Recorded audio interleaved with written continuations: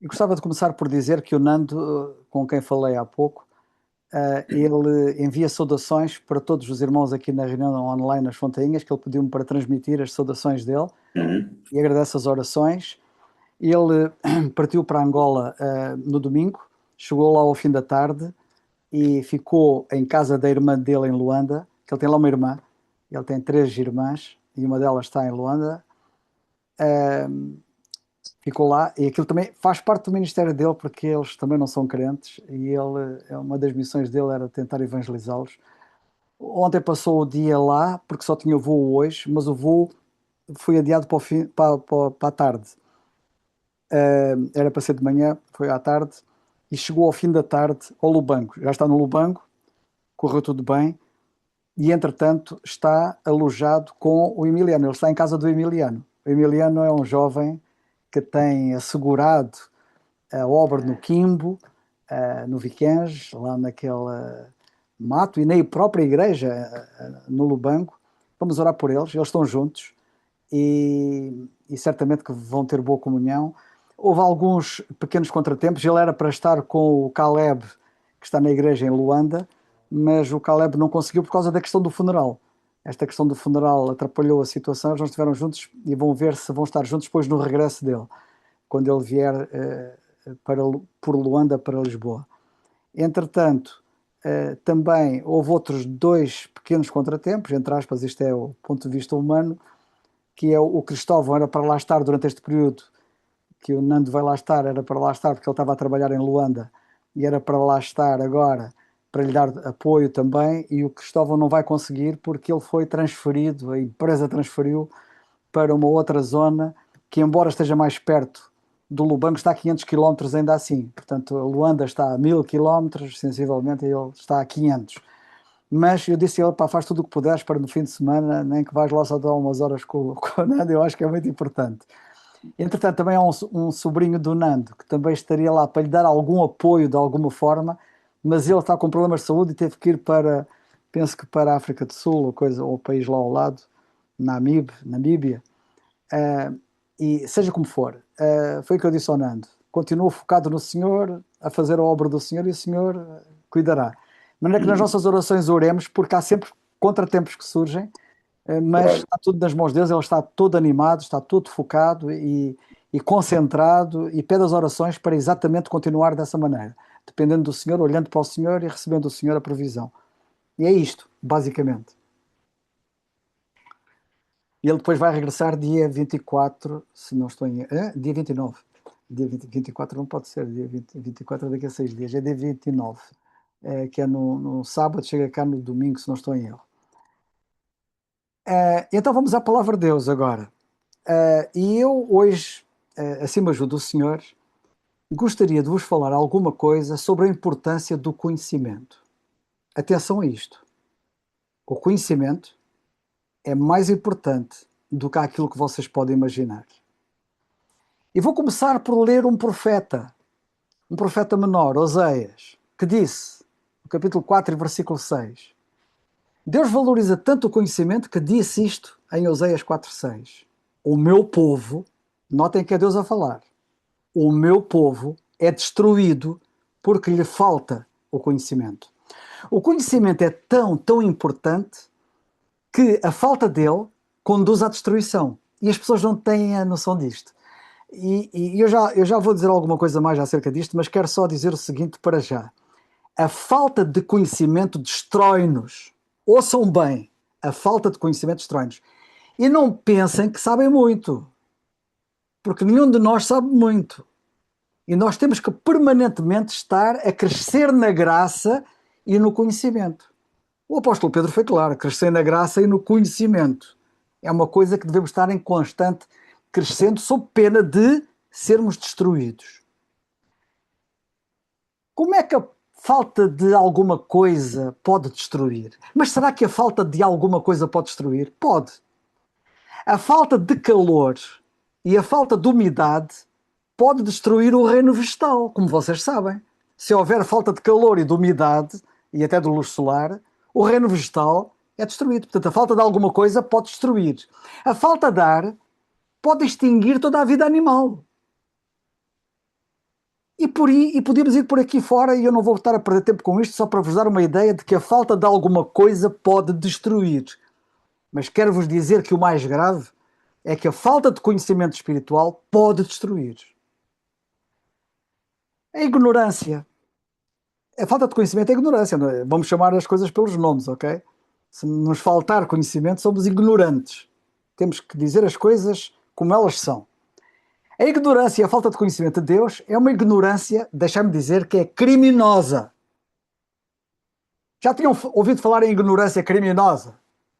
A ignorância de Deus, a ignorância do conhecimento de Deus é criminosa. Porquê? Porque destrói. E destruir é crime. Destruir é crime. E porquê é que a Bíblia diz que destrói? Olha, isto podia nos levar para muitos campos e na nossa imaginação, mas quero chamar a vossa atenção apenas para dois aspectos, ou um aspecto único, com duas imagens que nos podem ajudar a perceber. Há pessoas que tiveram acidentes e ficaram destruídas. O que é que nós queremos dizer com um indivíduo que tenha tido um acidente grave e tenha ficado destruído? Por exemplo, destruiu o rosto, destruiu a cara. O que é que isso quer dizer? Descaracterizou. O que é que isso quer dizer? Deformou.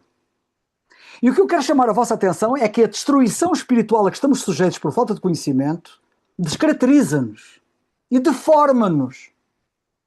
Porque Deus quer ver uma forma em nós que não quer ver destruída.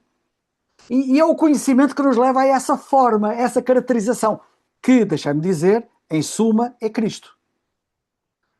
E nós não podemos permitir que Cristo seja destruído na nossa imagem. Agora,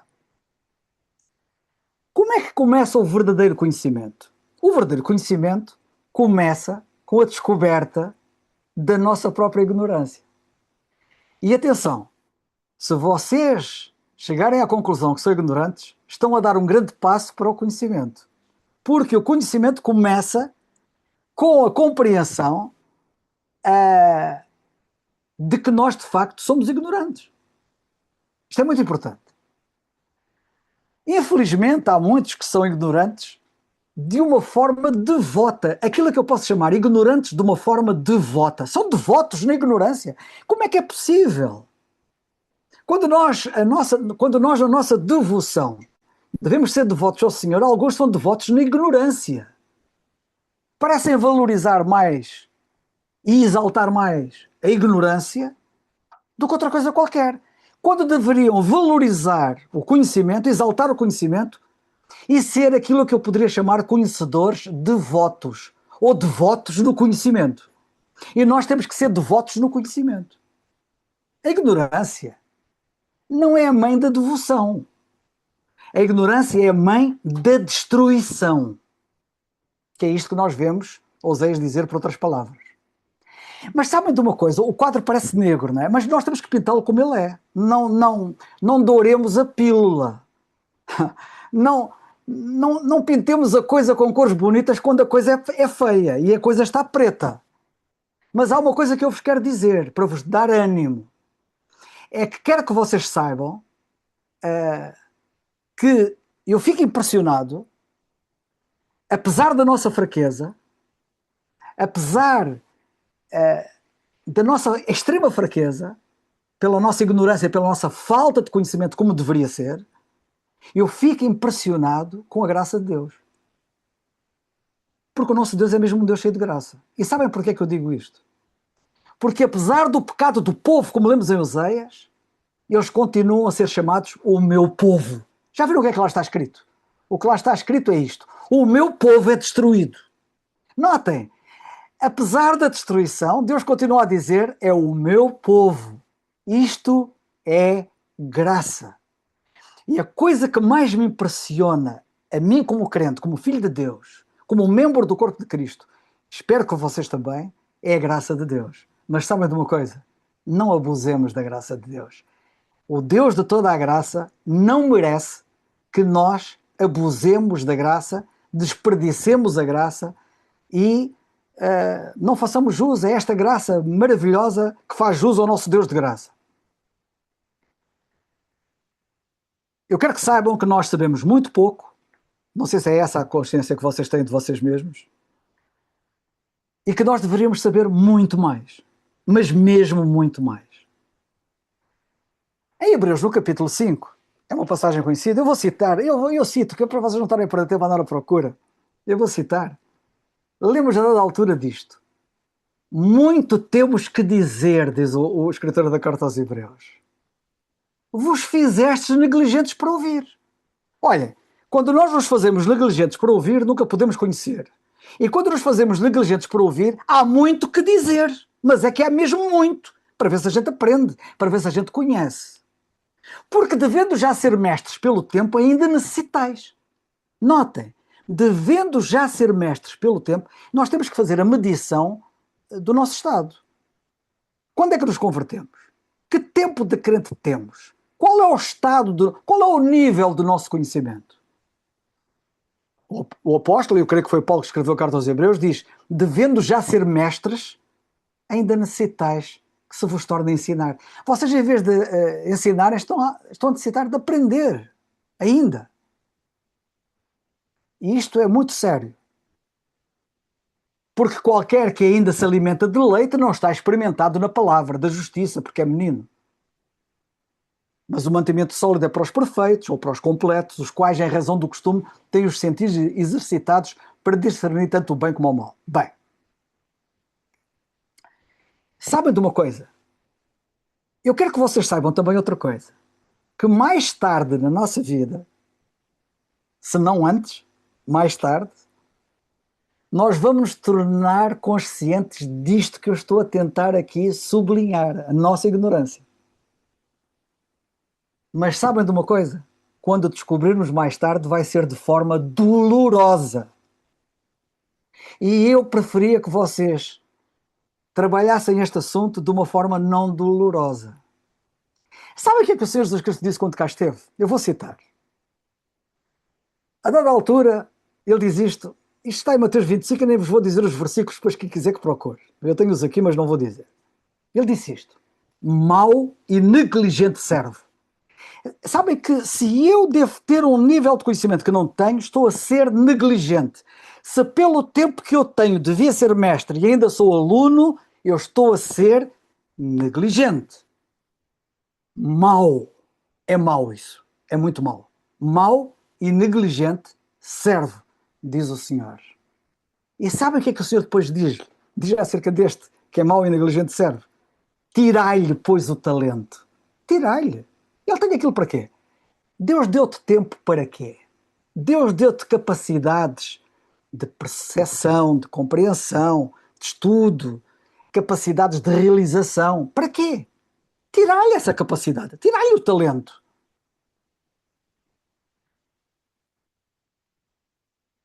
Ao que não tiver, até o que tem, ser-lhe-á tirado. Isto é grave. Isto está escrito em Mateus capítulo 25, ok? E foi o Senhor que disse. Isto estava a falar de servos. Ok. Vocês certamente que devem saber que a ignorância empobrece.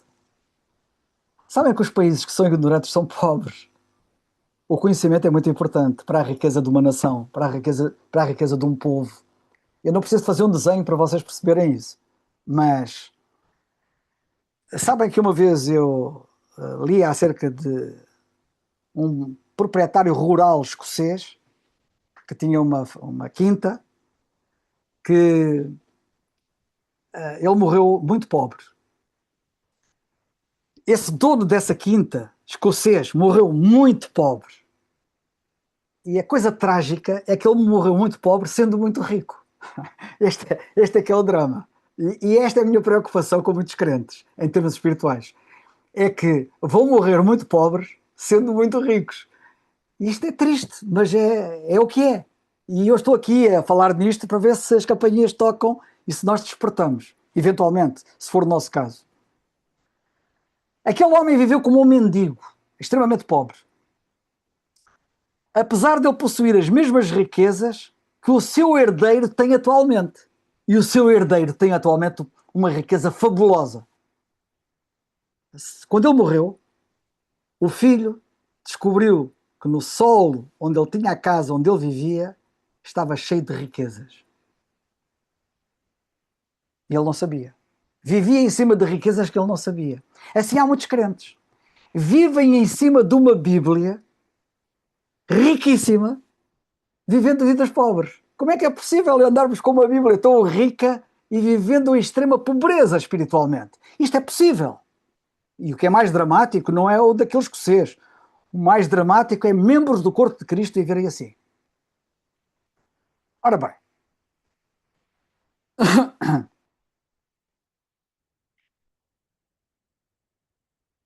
ah, infelizmente há muitas pessoas para quem a bendita palavra de Deus não vale mais do que papel sem valor. A Bíblia de muita gente é papel sem valor. E isto preocupa-me.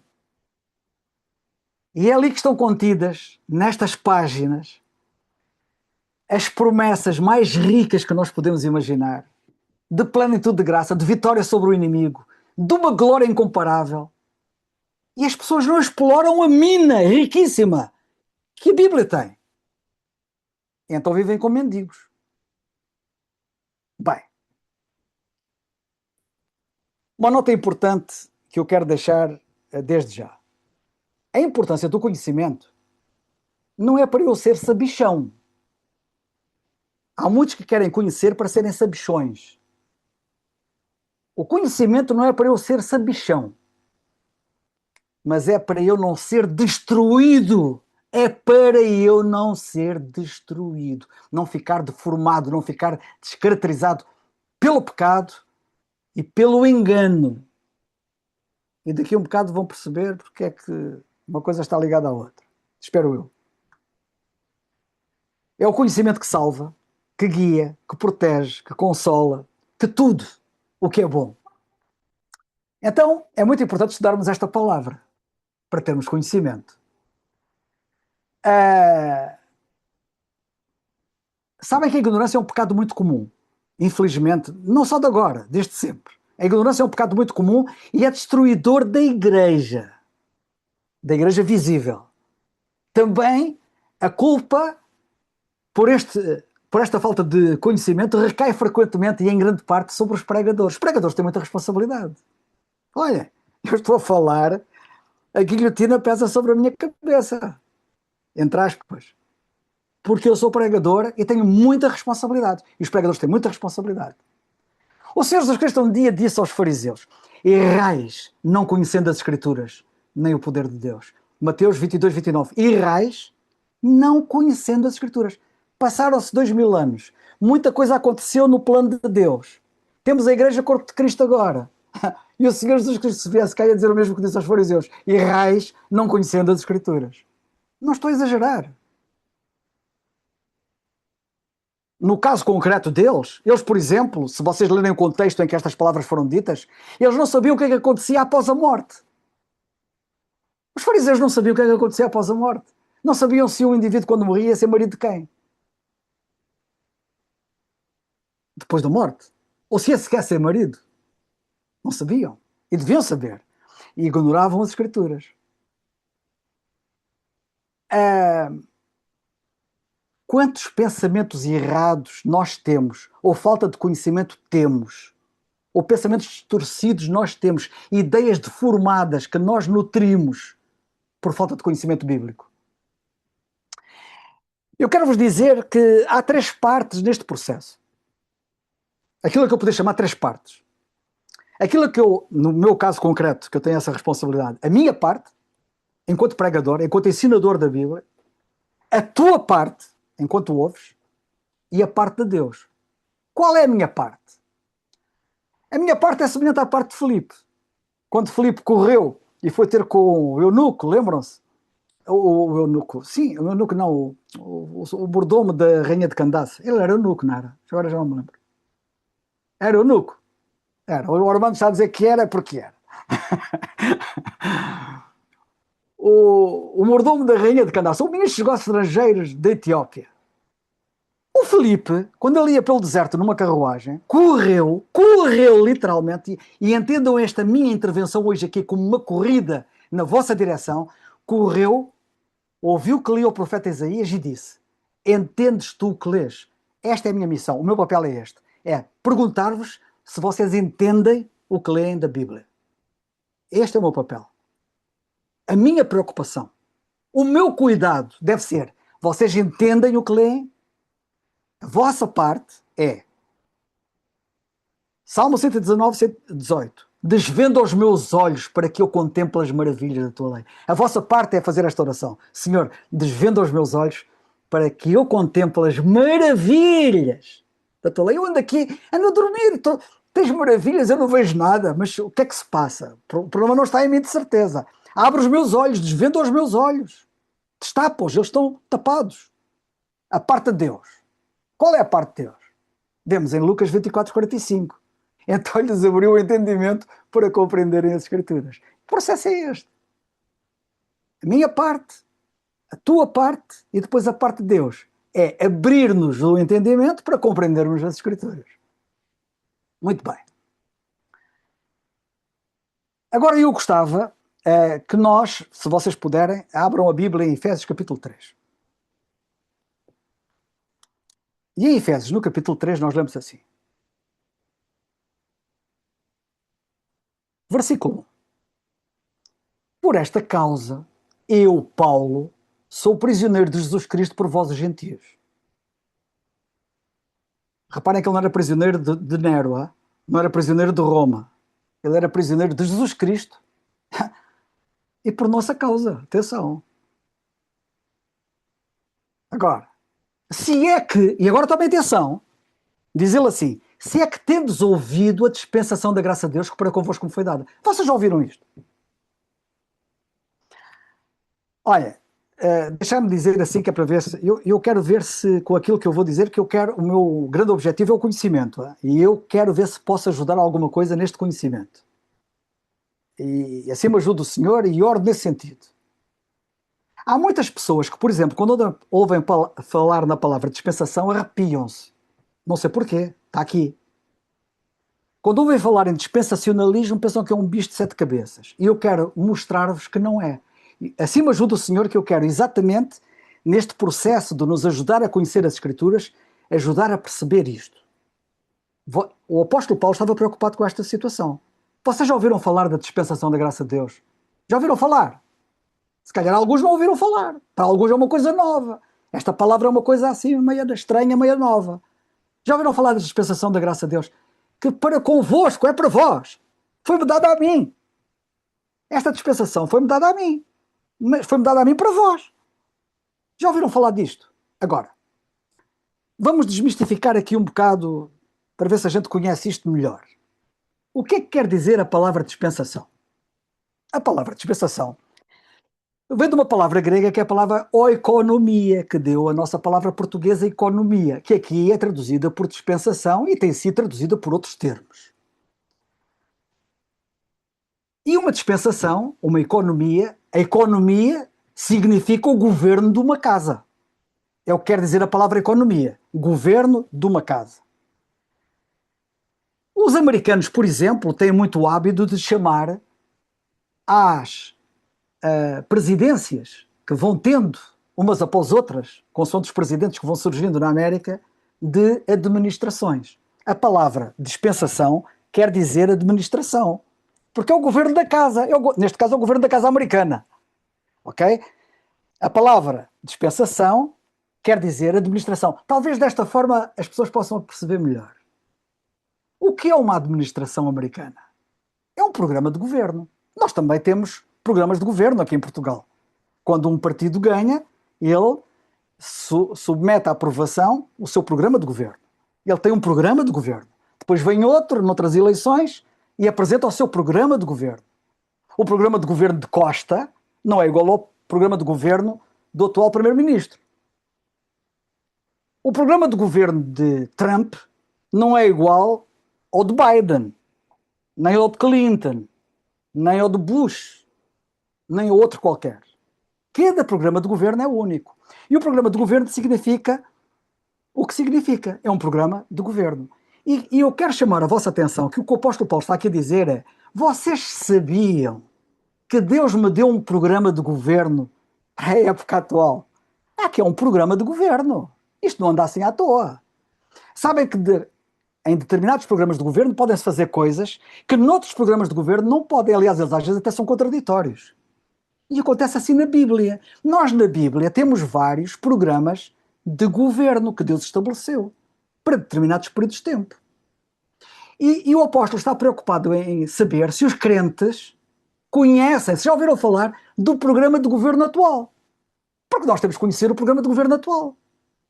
Talvez desta maneira começamos a perceber alguma coisa e eu espero dar algum contributo para ajudar a todos a perceber isto. Bem, continuando. Depois ele diz no versículo 3: como foi este mistério, este programa de governo era um segredo. A palavra mistério quer dizer segredo. Era uma coisa que não era conhecida. Estava escondida. E só foi revelado então.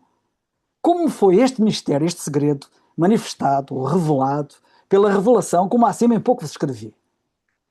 Eu gosto muito da nova tradução da Bíblia em linguagem hoje, que é chamada NTLH. Sabem como é que traduz este versículo 3? Traduz assim: Deus me revelou o seu plano secreto. Epá, eu gosto disto.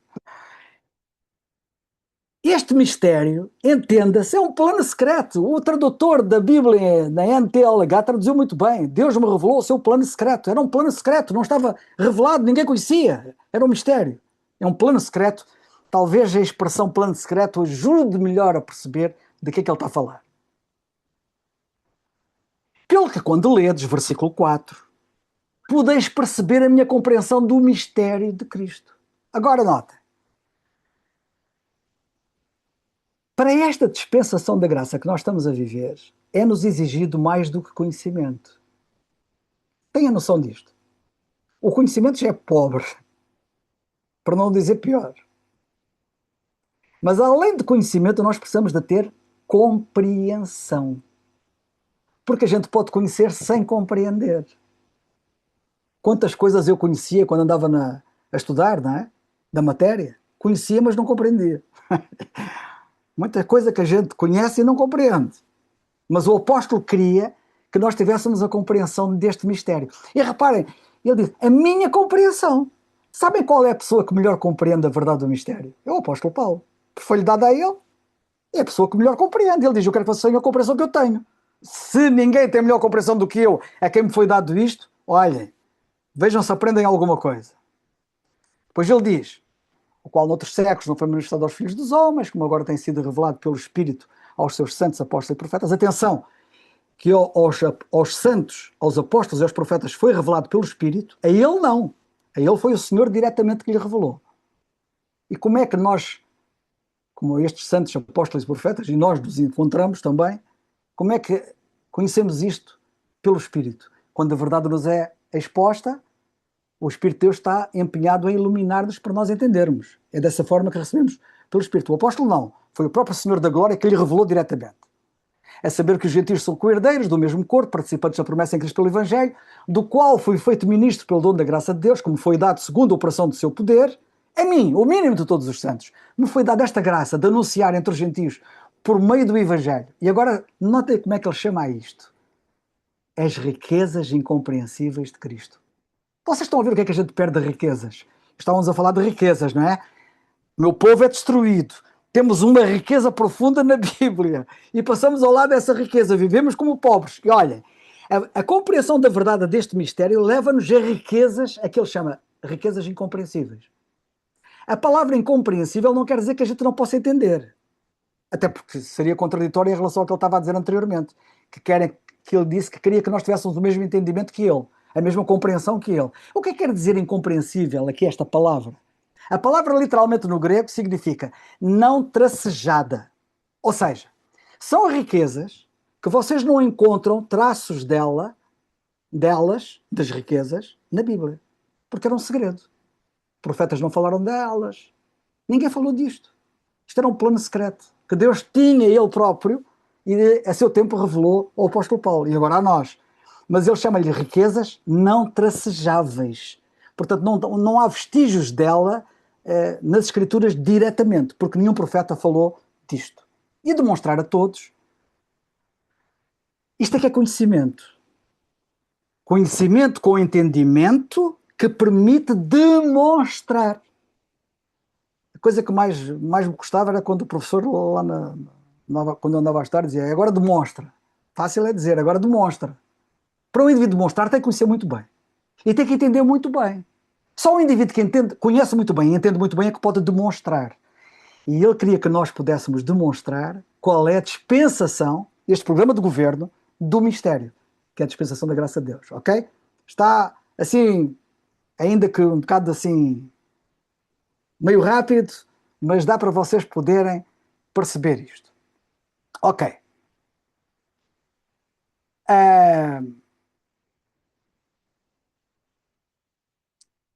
Para que vocês possam perceber melhor, eu não quero ser muito longo, que é para também não vos maçar.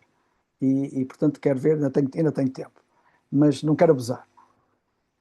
Eu vou-vos dar um exemplo bíblico para vocês poderem perceber de uma forma fácil que eu não estou a inventar nada. Quando a Bíblia fala em programas de governo diferentes, não estou a inventar nada. Nós atualmente temos um programa de governo que o apóstolo Paulo diz que lhe foi dado a ele, e temos que olhar para as epístolas dele para percebermos esse programa de governo. Mas na Bíblia existem outros programas de governo. E eu quero-vos mostrar isso, ok? Ainda que de uma forma muito simples, talvez da forma mais simples que eu pudesse escolher para vos ajudar a compreender. É pegar num exemplo simples como a alimentação que a gente come. Vocês já pensaram na alimentação que nós temos e que as pessoas sempre tiveram desde Adão? O programa de governo para a alimentação nunca foi igual. Já repararam nisso? Pois é. Olha, antes do dilúvio, Deus providenciou para o homem comer ervas e frutos. Ponto final. Não havia cá carne, não havia carnívoros. Eles eram todos vegetarianos. Só comiam ervas e frutos. E lemos isso em Gênesis capítulo 1, versículo 29. É uma passagem muito conhecida, logo no primeiro capítulo do livro de Gênesis. A alimentação do homem era ervas e frutos. E assim foi. Até ao dilúvio. Mesmo depois de saírem do Jardim do Éden, continuaram a comer dessa maneira. Era o programa de governo que Deus tinha estabelecido para o homem, era esse. Mas quando saíram do dilúvio, Deus adicionou, e aqui temos um novo programa de governo, depois do dilúvio, atenção. Deus disse, tudo quanto se move que é vivente era dado para eles comerem. Gênesis capítulo 9, versículo 3. Deus introduziu na alimentação carne, animais. E eles, além de comerem comida vegetariana, passaram a poder comer animais. Isto foi depois do dilúvio. Ok? Vejam como há diferenças. Quando há pessoas que dizem assim de uma forma muito simplista e não pensada, a Bíblia é tudo igual. Na Bíblia é tudo igual. Mas é tudo igual desde quando? Vamos pegar na alimentação, por exemplo. Na Bíblia não é tudo igual. No Jardim do Éden era de uma maneira, até o dilúvio era dessa maneira, depois do dilúvio passou a ser de maneira diferente. A alimentação passou a ser comida vegetariana mais comida carnívora. Isto está em Gênesis 9:3. Quando chegamos ao Monte Sinai, Deus mudou outra vez o programa de governo quanto à alimentação. No livro de Levítico, no capítulo 11, e vocês podem ver isso, eu vou aqui no estante pegar aqui na minha Bíblia, que é mais fácil. E no livro de Levítico, no capítulo 11, se vocês repararem com muita atenção, vocês vão ver o que é que Deus diz ali. E Deus diz isto. Falou o Senhor a Moisés e a Arão, dizendo-lhes, falai aos filhos de Israel, dizendo, estes são os animais que comereis de todos os animais que há sobre a terra. Tudo o que tem unhas fendidas e a fenda das unhas se divide em duas. E remói. Entre os animais, aquilo comereis. Destes, porém, não comereis. Dos que remoem, ou dos que têm unhas fendidas, o camelo, que remói, mas não tem as unhas fendidas, este vos será imundo. E por aí fora. E depois fala nos peixes e nas aves. Por exemplo, O que ele está a dizer, por outras palavras, é a vaca podem comer, a ovelha podem comer, porque tem a unha fendida, tanto um como o outro, e remói. Mas, por exemplo, o cavalo não tem a unha fendida, remói, mas não tem a unha fendida, não podem comer, é imundo. Ok? Isto é um exemplo. O porco, por exemplo, o suíno, por exemplo, ele tem a unha fendida, mas não remói, é considerado imundo. O polvo, as lulas, eram considerados peixes imundos. Porquê? Porque não tinham escamas. E os peixes que eles podiam comer tinham que ser peixes com escamas. Isto é apenas um pequeno exemplo. Mas Levítico 11 detalha em pormenor. E aqui há um novo programa de governo. Deus disse, atenção, a comida agora, a alimentação, não era como até aqui. Não é como era no Éden, não era como era depois do dilúvio. Isto agora muda. E então passaram a ser proibidas certas carnes. Ok? E peixe, e aves. Ok. O que é que queria agora chamar a vossa atenção de seguida? Ah, depois de vermos isto. Chegamos à atual dispensação da graça. Atenção agora. Hein? E na atual dispensação da graça em que estamos a viver, a alimentação mudou outra vez. E agora? Porque as pessoas, ou porque muitas pessoas, não reconhecem a diferença de programas de governo que Deus tem estabelecido na Bíblia, misturam tudo como se fosse a mesma coisa e depois sai uma salgalhada que ninguém se entende. E depois aparecem pessoas e dizem assim: olha, tu não podes comer carne de porco, olha que a Bíblia fala disso, olha, não podes comer carne de coelho, olha que a Bíblia fala disso. Ignorância. Porque estão a assentar a sua convicção num programa de governo que não é atual. Já foi atual, mas já não é. Já foi assim, mas agora não é assim. E então, vamos ler o que diz Paulo na primeira carta a Timóteo, capítulo 4, quando ele fala deste assunto. Vamos ver o que é que ele diz no programa de... E o apóstolo diz assim: vocês já ouviram falar da dispensação da graça de Deus como foi dada a mim? O programa de governo que foi dado a mim, já ouviram falar disto? Isto mexe em muita coisa. E estamos a pensar apenas numa coisa pequena que nos pode ajudar nesta coisa pequena a compreender coisas maiores. 1 Timóteo, capítulo 4, ele diz assim, versículo 1: mas o Espírito expressamente diz que nos últimos tempos apostatarão alguns da fé, dando ouvidos a espíritos enganadores e a doutrinas de demónios, pela hipocrisia de homens que falam mentiras, tendo cauterizado a sua própria consciência. Perdão. Versículo 3.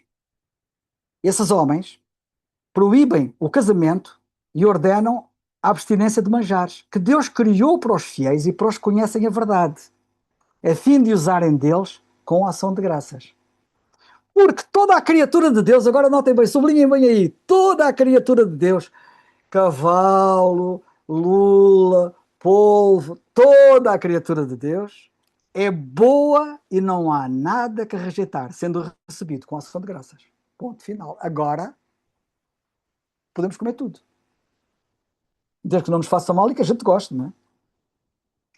Eu queria também chamar a vossa atenção que esta particularidade, é apenas um pequeno detalhe, esta particularidade da mudança da alimentação no programa do Governo de Deus também tem a ver um bocado com a mudança de programa dispensacional doutrinalmente. Porquê?